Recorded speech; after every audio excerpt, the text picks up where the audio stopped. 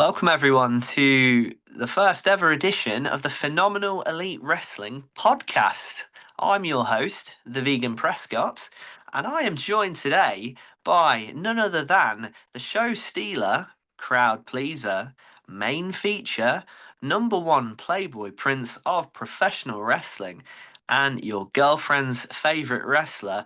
I am joined none other by the Playboy Prince, that is Lance Revera. Hello, how are we doing?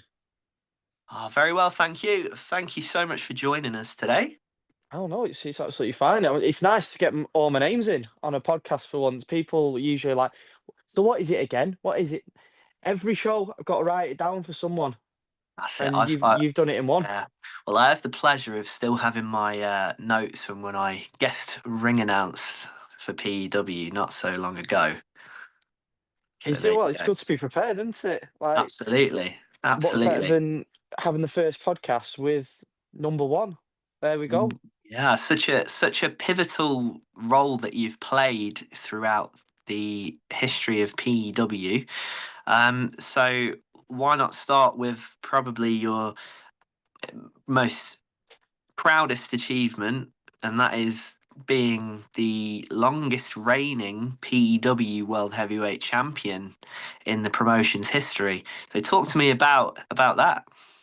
Well, can we just say that again? That I was the longest reigning P.E.W. heavyweight champion. Like, we've had some good champions. We've had Martin Kirby, we've had Jack Storm, we've had Riley Nova, we've had Jason Joshua at the moment, and that's not going to last long. We'll get to that later. But I'm the longest reigning champion for over a year. Um, like on an actual level, I think that's pretty decent myself. To be able to go from strength to strength throughout the year and coming from being on the very first show to getting that opportunity, can't knock it, can you really? Absolutely, quite the achievement. You mentioned the previous champions. How does it feel to be named in such prestigious company? No, it's great. Like having those names, especially people like Martin Kirby and Jack Solstone, people who've gone off and done nearly everything you'd want to do in wrestling. Like Jack, he's been part of WWE. Martin's gone all over the world, one of the most respected people in the UK for British wrestling, and I'm among them. And you can't say better than that. Like to get to be a part of those names is just great. Yeah, fantastic. And what would you consider the number one most important attribute that brought you to this landmark, I should say, achievement? Um, Being me, do you know what I mean? Like just being cool, handsome, pretty, great talker, great in the ring, great man, great guy, number one, being a show stealer, being a real crowd pleaser, and just being the guy. Do you know what I mean? That's what brought me to the dance. I'm just me, being me, going out there, showing people what I can do. Like, there's a reason why I'm the first one on the podcast. I'm just entertaining. I'm just that guy. What can I say? Absolutely. So And do you know what? Most importantly, I'm humble, and that's the key. very good indeed. You obviously being in that position for such a long time, you know, you're working 25, 30 minute main events week after week. Yeah, What especially with PEW, where we're running what twice a month, every month. Um, Getting to compete that often as well is great, and getting to defend the title as many times as I did was fantastic, especially against the people I got to defend against. Yeah, what is your pre-match preparations for going into such important matches? Without sharing too much of your magic formula, I'm sure you don't want to share too much with your opponents.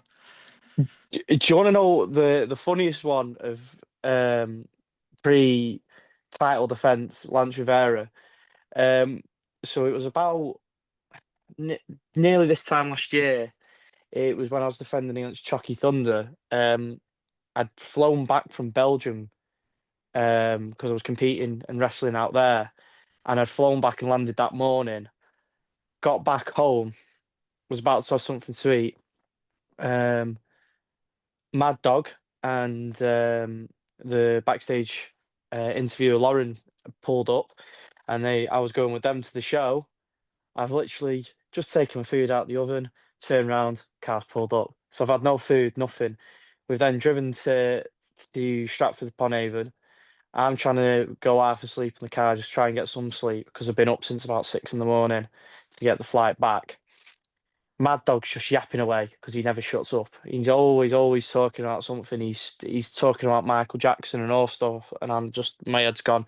We forgot the belt. I left the belt at home. We had to turn around and come back, get the belt, and go back again. So we get to the venue. Finally sit down, get all my stuff together, and I've sat down in my seat. Fell asleep. No one noticed. Not one person noticed. Was I went sound asleep? I just went. That was it. And that was a pre-match. And I woke up and went, "Oh my god!" And realised I fell asleep. And I was in my boots and everything. I was like, "Oh my god, I'm gonna have to go wrestle." Quite, um, quite, quite the awakening, that, I'm sure. yeah, it was a little bit. I didn't know what to do. I was a bit like, "Oh my god, I've just fallen asleep." It wasn't for very long, but I did it. But another thing, but more of a traditional thing that I'll do before I wrestle, I will eat a load of Haribo because I'm a diabetic and I like to keep my blood sugar a bit higher when I wrestle because I'm terrified of having low blood sugar while I'm wrestling. So Oh, so that's the key to Lance Revera's success. a Haribo spike, a spike, Tantastics. a spike to the blood sugar, and Yeah. keep you nice and fresh. You would never notice. You would never notice. That's Harry, no, my whole title reign was sponsored by Haribo Tantastic. very good. So you were part of the very first P.E.W show, I believe, I was, yeah. and you were in a rumble, as I I recall. I was there's a promo out there somewhere on PEW social media, my social media somewhere, of me cutting my first promo for PEW, talking about the golden ticket rumble, which I think it was a year later, maybe a year and a bit later, I won, but the first one I didn't win. I was in there late on, um, and I remember coming through the curtain and looking around, I thought, oh, this is all right. Crowd was a bit hesitant to me because I hadn't been down south at that point very much. This was the furthest down south I'd been. And, well, the rest was history. I came out, had a bit. Who did I get eliminated by? It was Axel Carter, I think. Got eliminated by. And we then on the second or third PW show ended up having a tag match. It was me against Axel Carter and Chris Ridgway. There we go. And you obviously you have been pretty much, maybe with the odd exception, if I stand corrected, pretty much every PEW show you've been a part of since then. Yeah, nearly every one. There's been a couple that I've missed, a couple where just just wasn't there. Either I was elsewhere or doing other things, and I got plenty of messages from the PW fans going, "Where are you, Lance? Where are you, Lance? We miss you, Lance." But nearly every PW show I was at, especially when I had the title, I don't think I missed one. Mm.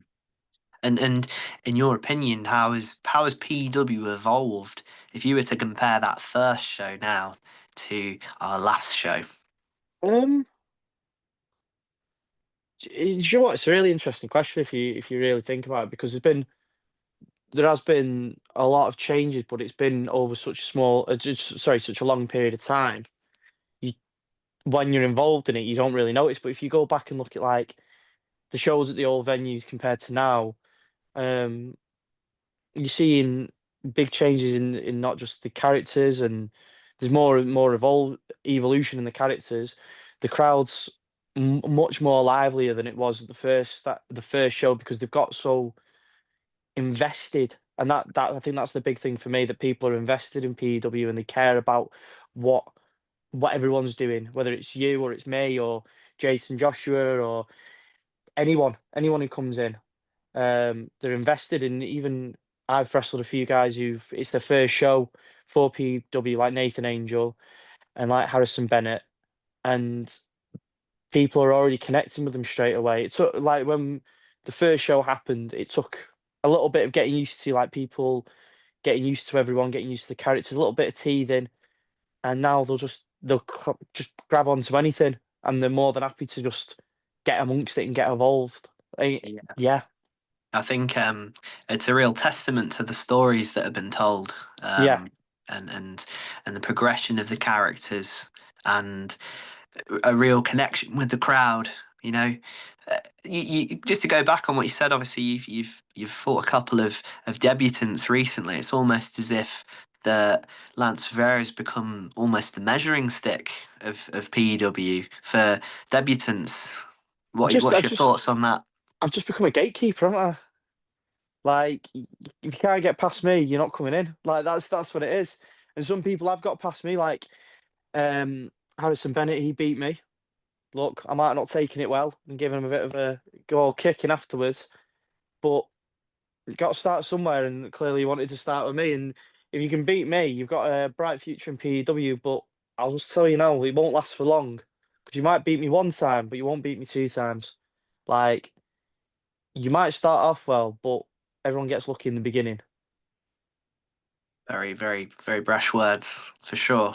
But backed up, I'm sure as well. Um, Now you Hey, all you've mentioned got to do is look at the shows, look at the footage. It's all on YouTube for people to watch. it is, and you can find us on. It's a good chance to plug the socials here. So you can find us on YouTube. You can also find us on Patreon. You can follow us on Facebook and Instagram at Phenomenal Elite Wrestling, and you can follow us on X at PW_wrestling. Now, going back to your Rumble Golden Ticket Rumble exploits, talk about winning that golden ticket. How did that feel? Do you know what? It was exciting because it was like, here we go. We're getting something. We're building something. There was me. There was Ryan. There was Franco Fate. There was Joey Scott. All involved in our little group. We never actually got a name for our group. It's just like Ryan Taylor and his mates. um, but all of us getting together and like it felt like something was happening.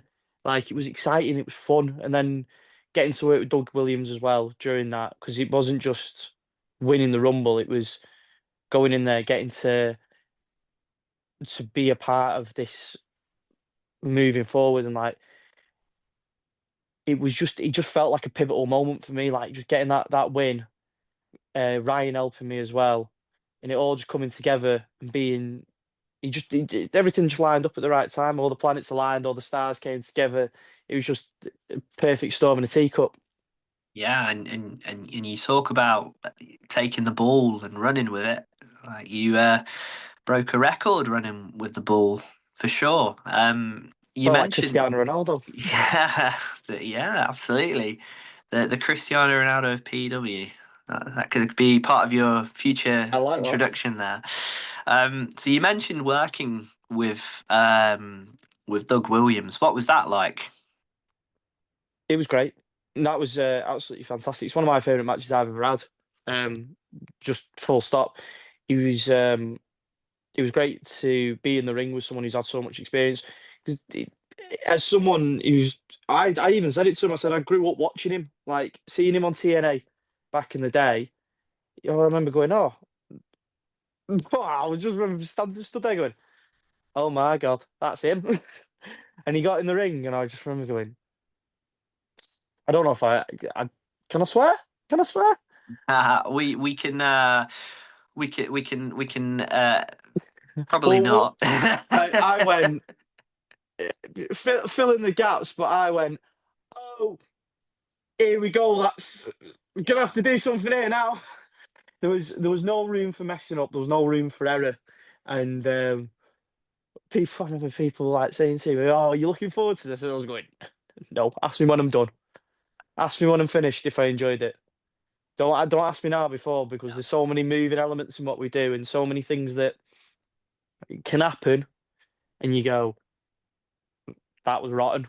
Yeah, And it's yeah, but I remember being in there with him and just he just flowing, everything flowed, and there wasn't load of things that going through my mind and loads of things that were gonna trip me up. It was just we're going and that's it. We're having fun and we're bouncing around. We bounced around the entire venue and it yeah, was just great. Went from the entire venue, we had it just had everything. It had drama, it had excitement, and then at the end of the match, Sticks coming out as well to save Doug, and then it exploded into the summer, and it just went on and on and on, and yeah. working Sticks was fantastic as well. That was the matches with Sticks and the match with Doug, they're very neck and neck. For I look back and go, that was fun. That was good. Oh no, yeah.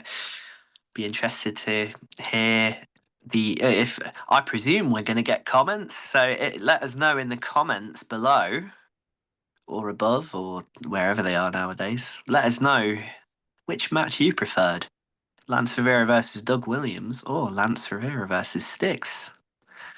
Both matches I won, both matches I kept my title in. That's the main thing. Yeah, That's the key thing. If they were matches I lost, I don't mean sit here going, that was good. I won. yeah. That's what mattered. Absolutely, absolutely. Now you mentioned as well working with Ryan Taylor. So Yeah. talk to us about working with Ryan Taylor, someone who didn't necessarily have much experience working within professional wrestling, but sure as hell you wouldn't realise that as soon as he picks up the microphone. Didn't have much experience working in professional wrestling. That's the biggest understatement I have ever heard in my life. He used to make me like when he was around all the time. Oh, it'd make me laugh so much. Like just hearing him going, I wanna do this and I wanna do that, and I'd be going, what? I'd be like, mate, what you on about? Do you know what? I proper enjoyed being around Ryan because he was a good laugh, and we still talk all the time now. But he was fun to be around and getting him involved in things. I remember the first time he turned up to a P.E.W show. It was the first show that we had in that big hall where I won the Rumble. I can't remember what the venue was called. We were only there a couple of times, but it was massive. It would have been Um, the church, wouldn't it? I believe. I think so. It had the big In the stage at the back. Yeah, in the centre of Stratford, Yeah, the church. Yes, yeah, yes. yeah. It wasn't the Shakespeare Theatre House. It was the other one, Yeah. and it was massive. And I remember going, "Oh, this is quite big," and the stage was huge. And he did commentary. I think it was on that show. It was a previous one. Um, and I remember him. I could hear him on commentary going, "He's my favourite guy." And I remember going, "Who is this man?" I remember because he was laughing at me doing all this stupid stuff, and I remember just thinking, "Who is he? Like, what? Who? How's he got in here?" And I spoke to Lawrence afterwards, and he was like, "Yeah, he was on Geordie Shore," and I was like, "What?" And I used to watch Geordie Shore loads when I was like probably younger than I should have been to watching Geordie Shore. Talking like 13, 14. Like I remember going down the park and talking to Yeah. mates about Geordie Shore. Like this is prime Geordie Shore. And I was like, he was never on Geordie Shore. What you on about? He wasn't hanging around with like Scotty T and them. And then I ended up talking to him and he went, yeah, I was on the last season and it was like it was a bit all right, I guess. And he was like, there's a reason why I wasn't on it again. And I was like, oh, sound right, okay. And and we just ended up talking about stuff like that. And then we both realised we were both diabetics. And then we bonded over that as well. And it was we ended up obviously being in this group together, and it was me and him being diabetic together, and we were like, what is going on here? It's like we were just put together. It's like, yeah, Diabetics UK, Diabetics Unite, here we go. So a bond formed fairly quickly, you'd say. Yeah, pretty quickly. Like we ended up having a good laugh every time he was there. And like there's so many pictures of me and him in the meet and greets and stuff just messing around. Like there's pictures of me stood the belt broke one night It's like one of my favorite pictures from P.E.W. It's me with the belt over my shoulder, like the big main belt. It's got the big plate, but the side plate's the same, and it's fallen off. So that's a fun story. I had to get that fixed.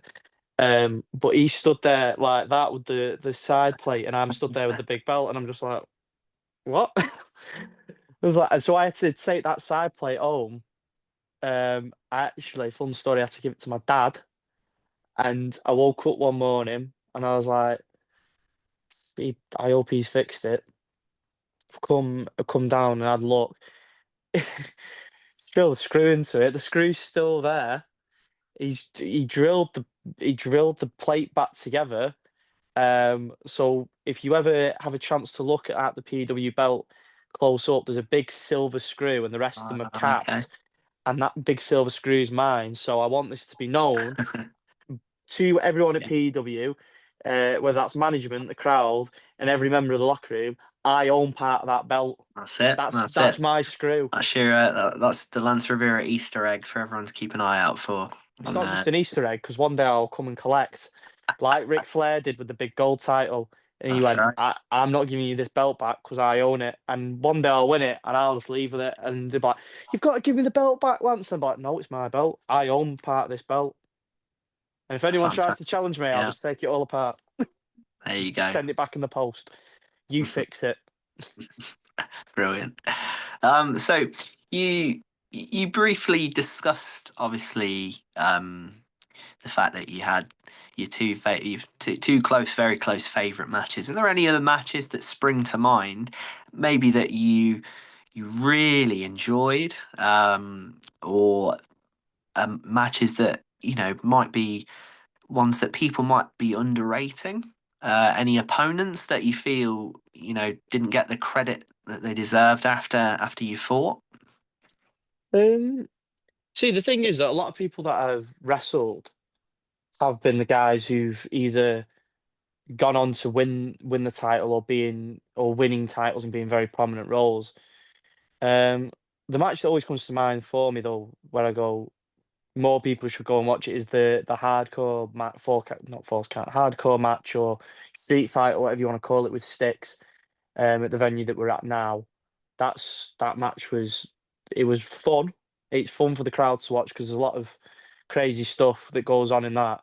I take a back body drop through a table on the floor. That was nasty. There's a video of me somewhere where I'm lying on the floor and someone's videoed it like that. It was the guys who brought the action figures at the time. Have, I think they've got a video of me just going, oh, because I've landed and it's just like boom. And I thought the table is going to break my fall here. No. Both heels, boom, on the floor, back. Oh, and Sticks is like, "You all right?" And I'm like, "No, no." Yeah, that's probably something that a lot of fans probably won't appreciate, that when you do land on your heels is Oh, one of it's the the most worst. excruciatingly painful things that can happen. Especially if the foot lands sideways, you end up with a real swollen ankle, It, or just bruising. You can't walk properly for weeks after that. I broke my ankle wrestling before, and I'm telling you now, it's worse bruising your ankle than it is breaking it because if you break it, at least you've got a cast on, and everyone's going to go, "Oh, mate, that's awful. How did you do that?" And you get sympathy for it. But you bruise both your heels and you can't walk properly. Everyone goes, "Oh, you just bruised. It's just a bruise. Get over it." And you're like, "I can't walk." And you're having to walk on the front of your feet. You look like you're trying to walk on your tiptoes, and you just look like a prat. Ah, And yeah, yeah. and then later on in that match, though, as well. We get two chairs together. I get Sticks on my shoulders, and as we all know, Sticks is not a small man. Mm. And I'm walking round with him on my shoulders, going, and I've got to spin him round to the front and drop him through these chairs. And in my head, I'm just going, oh, oh no, oh no. I mean, oh no is a very censored thought process in my head, but I'm going, oh, this is sketchy, Yeah. and I've spun him and boom straight through, and I've gone. I think in the match, I think I'm not paraphrasing here. I think I drop and just go, All right. I pin him pretty quickly, but I think there's a brief moment where you can see it on my face where I've just gone, okay, all right, Pure, we've done it. We've the done it. pure the pure relief that you've managed to slam the giant man that Yeah. is Sticks. And people don't realize until you up close and personal. It's just the thickest upper body that you've ever seen N- in your life. If there's any way of describing him, he looks like Mr. Incredible from The Incredibles. Yeah, Like, I could imagine Sticks going out and training with trains, like lifting trains and just yeah, pushing cars. You just go, oh, if he sent me a video of him dragging a truck or something, like like you see on World's Strongest Man, you just go, yeah, no, I expect that. Yeah, I wouldn't even bat an eyelid. I'd just go, that's sick. That. Yeah, I'd just be like, cool. Wouldn't be like, oh my god, I can't believe he did that. Like, you just there, just go, yeah, that's just Sticks. Just what Sticks does. Massive man. yeah. It's- You wouldn't be impressed. You'd just be like, yeah, normal day. What what's it like taking a body check tackle from Sticks? I would imagine it's like running into a brick wall. Yeah, everything he does is like running into a brick wall. He looks like a brick wall. He is a brick wall. So this is where I go. Overcoming him and retaining my title is probably the biggest achievement in P.E.W history. Between him and Doug Williams, I was not given an easy task, but I Yeah, did it. I did it, and yeah, it was like I didn't just get him up on my shoulders once. I got him up on my shoulders twice, and one of them was where he's gone off the ropes to hit me, and I've picked him up, and I've gone, oh my god, how have I done this? Like he's flown up, and I've just gone, what? That video is on pinned on my Twitter. Actually, it's part of my. There was an announcement for one of my t-shirts a while ago, but you can find that at Lance_Revera on Twitter, or X as the kids call it now. yeah. But it's one of the Same. first. Yeah, it's your same handle on Instagram as well, I It believe. is, yeah, Yeah, yeah. yeah. So Um, please follow Lance Revere if you're not already. well, you should be already. I'm not going to say please do it because if you haven't already, you're just stupid and you're wrong. So it's fine. But it's pinned there, and if you scroll down far enough, you can find it on my Instagram. But I'm just, I remember that definitely is because I land and I go, because Your that release. yeah, and you So just go, talk. It's over. Thank goodness. Yes. Is there a match? So let's split this into two actually. okay. So is there an opponent that you'd wish to face going forward in the next, let's say the next year in PEW, and maybe a match type? Oh, the match types. They don't have to both be in the same, you know? The match type's pretty easy because that I've been begging with the powers that be for a while, pleading, begging, asking. I'm probably asking for punishment here, but it's a cage match. I've Ah, always wanted a cage match. I've done ladder matches. I've done lumberjack matches. What else have I done? I've done a lot. I've done street fights, everything. Um, but a cage match and an Ironman match, two. Why don't we have a Ironman match in a cage? combine the two. Exactly. Yeah. Um, but dream opponent. Trying to think because there's a lot. Obviously, there's a lot of talented people on the roster. I've always wanted to wrestle Adam Bolt 1-on-1. We've had a three-way match, me, him, and Chucky Thunder. But I've always wanted to wrestle him 1-on-1. But the biggest dream is to wrestle whoever's got the PEW title because it's been nearly a year since I. Yeah. Oh, excuse me. It's been nearly a year since I lost the belt, and I had one chance at winning it back, and that was in a four-way match where it was me, Yeah. Riley, Jason. I remember very well. I was on commentary for that. It You was were. what a chaos, It mayhem, just non-stop. It was everything. Non-stop action. Yeah. And that's been my only rematch. And obviously, come the weekend, it'll be me, Jason, and Yeah, Jack. a beautiful segue into obviously promoting our next show in Kyneton, I believe is the correct pronunciation. Um, this Saturday, hopefully this will be out by then. Well, You it'll will date it be, otherwise. yeah, yeah, absolutely. So you will be competing in a triple threat match for the P.E.W World Championship. You will be going against current champion Jason Joshua and former champion, the man you pinned to Yeah. become the longest reigning champion, Jack Selstrom. How are you feeling about stepping into the ring with two formidable opponents going into this? Well, I'm feeling good. I'm feeling positive because this is the first match for the PW title I've had since that four-way. Was it four-way? Me? Yeah, four-way. No, it wasn't. It was a five. Me, Chucky Thunder, Riley Nova. There we go. Yeah, four. Four. I can't count.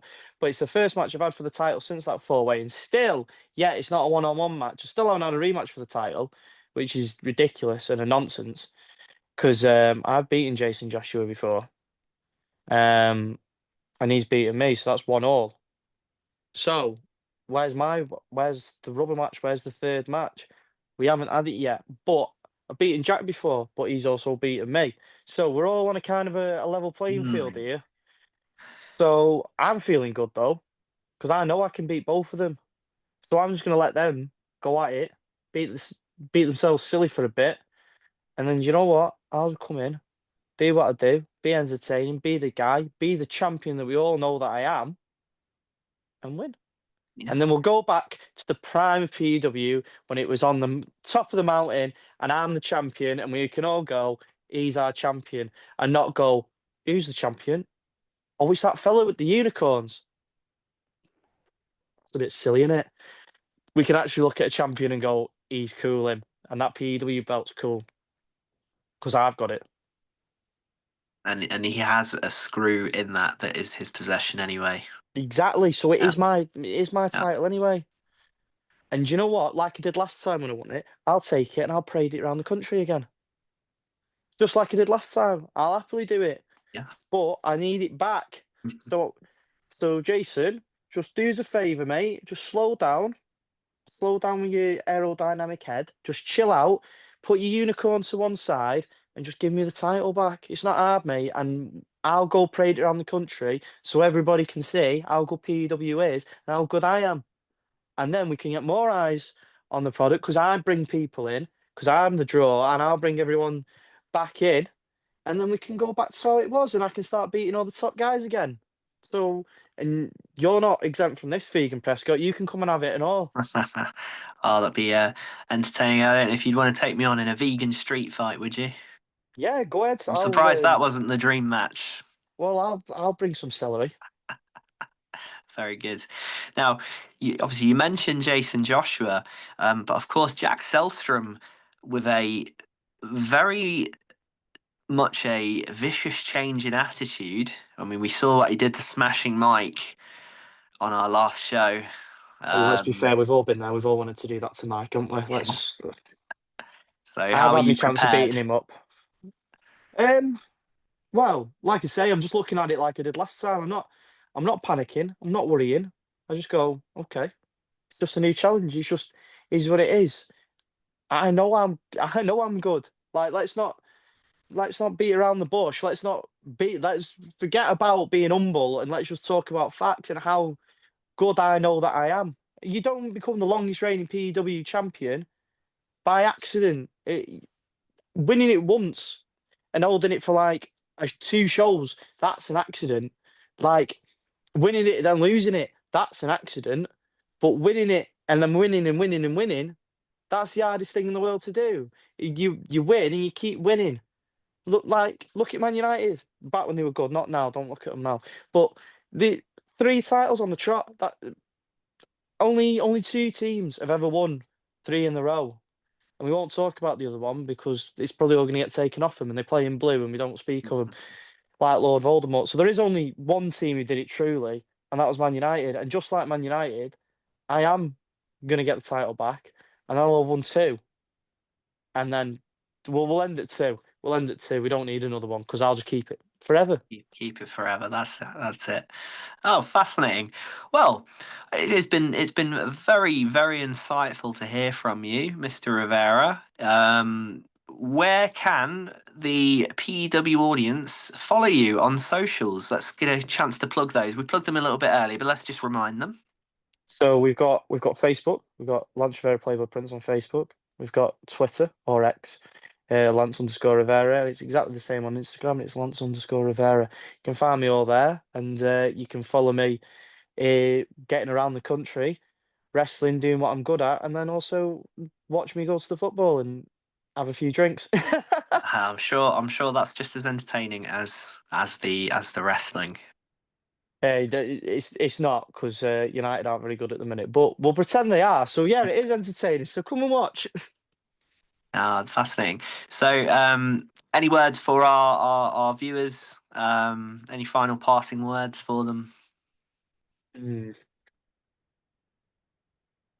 This is something that's passed down to me from when I was a young lad, no higher than a grasshopper, and I was told never to eat yellow snow. And I've taken that with me, and it was passed down from my dad and from his dad, and I'm sure it's from his dad as well. But never eat yellow snow. Very good advice. Very good advice. Considering we are in the middle of winter as well. So, thank you, Lance Rivera, for joining us. Of course, we are Phenomenal Elite Wrestling. You can follow us on X at PEW_wrestling and on Facebook and Instagram at Phenomenal Elite Wrestling. Check out our YouTube channel and, of course, join us on Patreon. And most definitely join us this Saturday in Kyneton for our next PEW Professional Wrestling Masterclass. I'm sure That's everybody just me. who's Oh, there and that's just Lance. Yeah, absolutely. So thank you so much for watching, and we will see you next time.